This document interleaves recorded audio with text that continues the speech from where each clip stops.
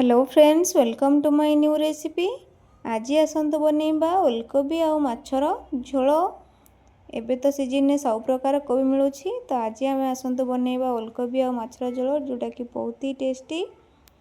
तो ये प्रथम भल भाव में ओलकोबी की छड़े काटी भल भाव में देखते ये भाजी नहीं आई, माछ भी भजा सरी जाइए। तो चलते आम तरकारी स्टार्ट करवा। कड़े में तेल दे, तेल गरम हेले तेजपत्र आउ पियाज देदेबा। पियाज को आम भल भाव में गोल्डन ब्राउन हवा जाके भाजवा। पियाज भल भाव में भाजी गले आम ताधे अदा रसुण पेस्ट देदेबा। दे आम अल्प टिके पानी दे एमती गोलैबा। तापर आम लुण, हलदी, लंका गुंड आउ धनिया गुंड देदेबा। ताकू दे आउ गोलै सारा पर आम देदेबा कटा टमाटो देदेबा। कटा टमाटो दे सारा पर आम मसला को सिझापी घोड़े दबा। 3 ରୁ 4 मिनिट आम मसला को एमती घोड़े दबा। देखते ए मसला सिझी आसला आम तारे ओलकोबी देदेबा। देकिनी आम एमती मसला गोलै देदेबा। गोलै दी आम तार देदेबा पानी सिझापी पानी देदेबा।